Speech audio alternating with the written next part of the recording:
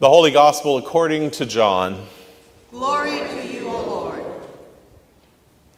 Jesus went to the other side of the Sea of Galilee, also called the Sea of Tiberias. A large crowd kept following him because they saw the signs that he was doing for the sick. Jesus went up the mountain and sat down there with his disciples. Now the Passover, the festival of the Jewish people, was near. When he looked up and saw a large crowd coming toward him, Jesus said to Philip, "Where are we to buy bread for these people to eat?" Jesus said this to test Philip, for he himself knew what he was going to do. Philip answered him, 6 months' wages would not buy enough bread for each of them to get a little. One of Jesus' disciples, Andrew, Simon Peter's brother, said to him, "There is a child here who has 5 barley loaves and 2 fish, but what are they among so many people?" Jesus said, "Make the people sit down." Now there was a great deal of grass in the place, so they sat down, about 5,000 in all. Then Jesus took the loaves, and when he had given thanks, he distributed them to those who were seated. So also the fish, as much as they wanted. When they were satisfied, he told his disciples, "Gather up the fragments left over, so that nothing may be lost." So they gathered them up. And from the fragments of the 5 barley loaves left by those who had eaten, they filled 12 baskets. When the people saw the sign that Jesus had done, they began to say, "This is indeed the prophet who has come into the world." When Jesus realized that they were about to come and take him by force to make him king, he withdrew again to the mountain by himself.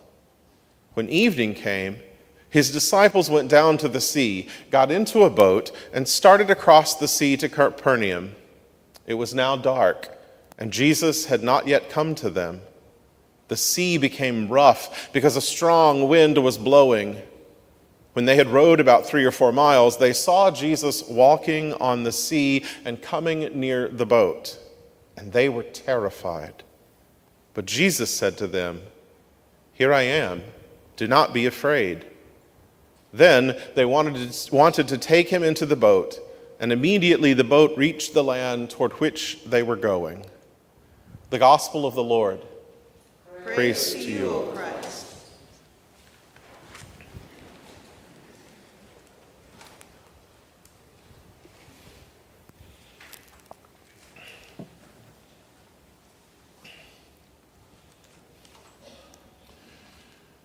As a child, I was always impressed when people would show up unexpectedly at our home, and yet my mother never seemed fazed by it.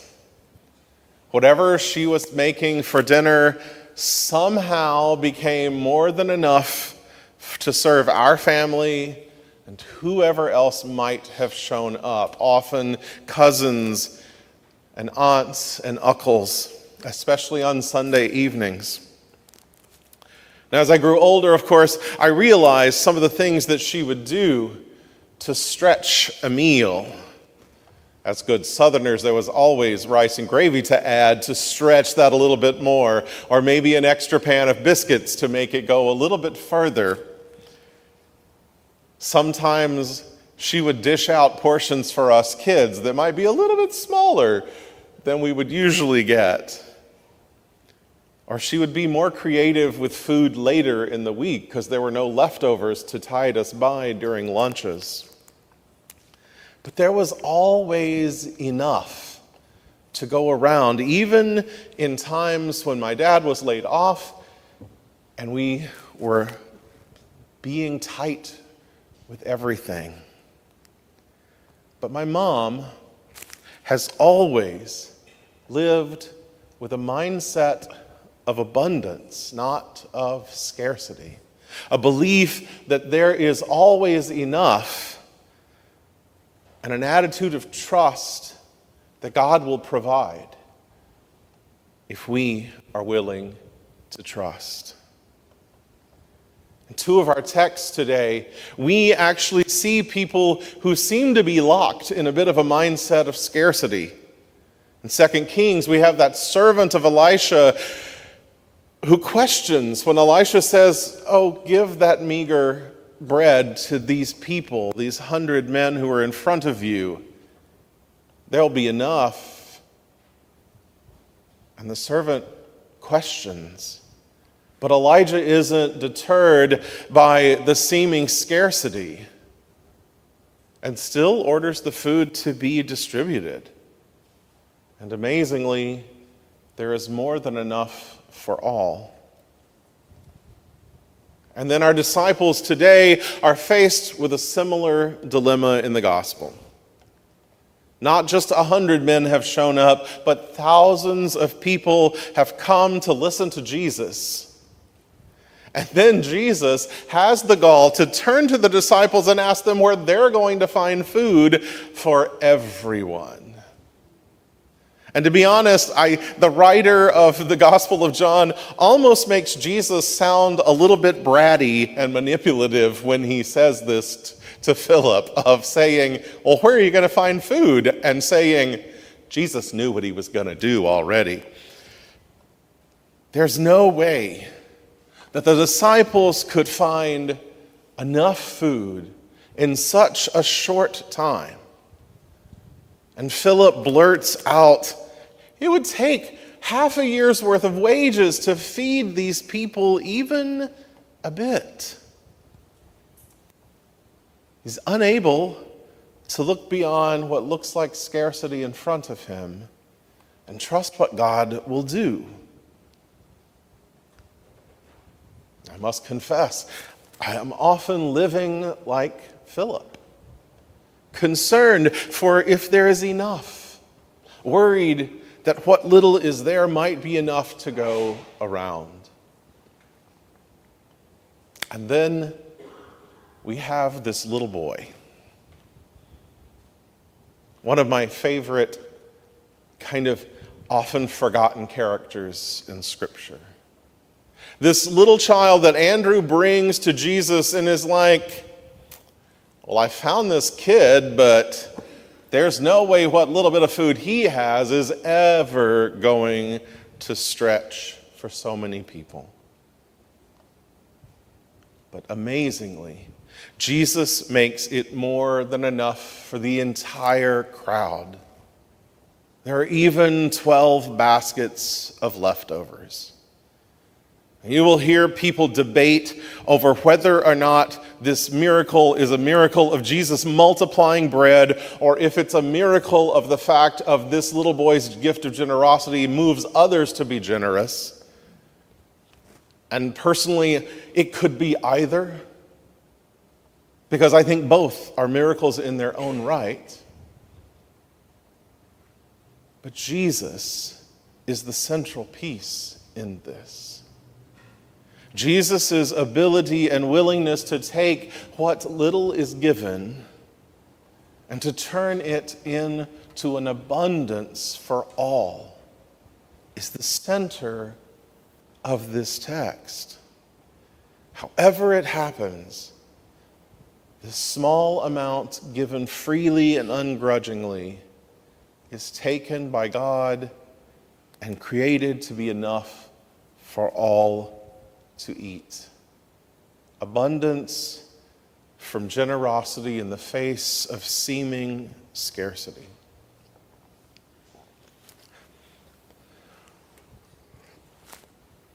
The generosity of children can actually be pretty amazing sometimes and inspirational. About 10 years ago, a pastor in a congregation that I served gave each of the fifth graders in the congregation differing amounts of money. Some got $20, others received $50, and one received $100. Don't get too excited. I don't have money to give away. Sorry. But the kids were asked to think about the gift that they had just been given and what they might do with their gift. Well, some of the kids that morning turned around and immediately placed it in the offering plate to give back to the church.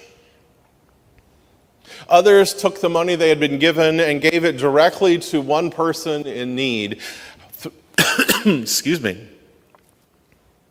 But one child did something pretty amazing. He received $50, and his first thought, having watched his brother fight cancer in the hospital and having to spend months there, decided that he wanted to buy toys for the other kids who were also in the hospital. And at first, he didn't think there was going to be anywhere near enough money to buy everything that he wanted to buy. But he was at least wanting to get some of it, at least a few things. So he talked to his parents about what he wanted to do. They happened to mention to their friends how impressed they were with his generosity.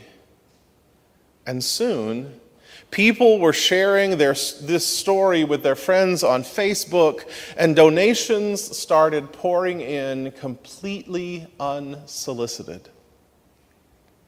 By the time it was all said and done, this young boy took over $2,000 with him when he went shopping for toys. But it didn't stop there. Because when he rolled up to the front of the store with a cart and started placing all of this on the counter to pay for it, the cashier actually called over the manager because the parents had stepped back to let this kid do it himself. And wondering what was going on, the manager came over and started talking with him. And by the end of their conversation, they added another $500 worth of toys to the sale. From a small gift, $50. From a small gift, almost $3,000 worth of toys to be given to make the lives of children who were suffering with cancer a little bit easier. God's ability to take what we think of as something minuscule and scarce and turn it into something grander than we could ever dream of is amazing. It's easy for us to get focused on what we perceive to be scarcity in our lives. Congregations do this as well all the time. We look at our finances and we seem to worry if there's enough to do all the ministry that we think we're called to do. As families and individuals, there are always questions as to where the money for the next medical procedure might come from or the next tax bill. And yet, most of us have more than enough to supply our needs. What would it mean for us, though, to stop, to take stock of what we have? Do we have great gifts? Or do we feel that we are like this child with just a few loaves and a couple of fish that we can add to the great feast that God has already prepared? Are we willing to open ourselves, not only financially, but of our own gifts of leadership, of love, of care, to allow God to use those gifts to magnify God's love and peace in the world around us?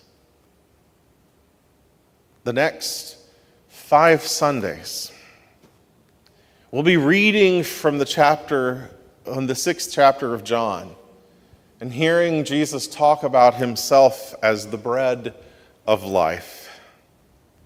I've heard it said that by the end of this time frame, we may all come out with a gluten intolerance as we hear this over and over and over.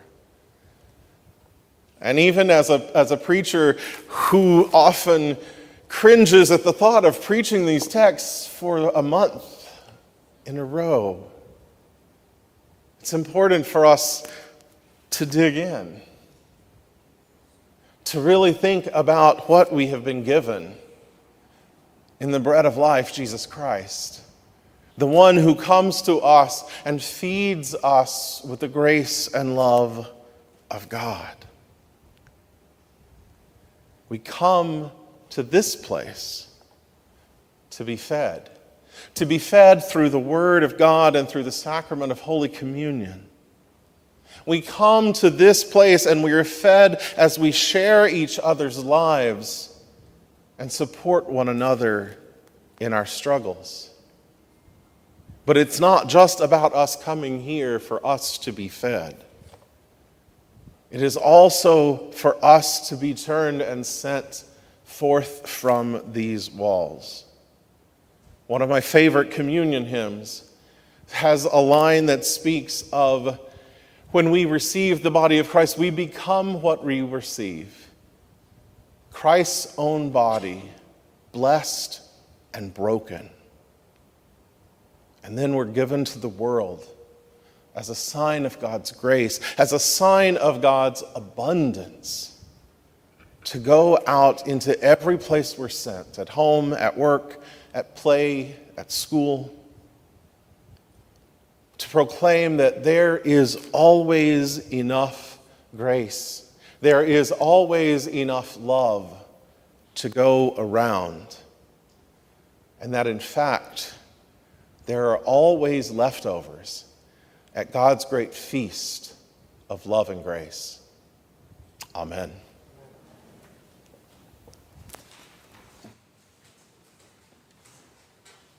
Before you stand to sing, this is an unusual tune that we're going to sing for our hymn of the day. It's a tune by Heinrich Schütz. It's the only hymn tune by Heinrich Schütz in our hymnal. It's a setting of Mary's Magnificat. If you would like to follow along closer with larger notes than what's in the bulletin, I encourage you to take out your hymnals and look at this hymn. It's a great hymn, a great setting of text, but it's a little unusual melody for our modern ears.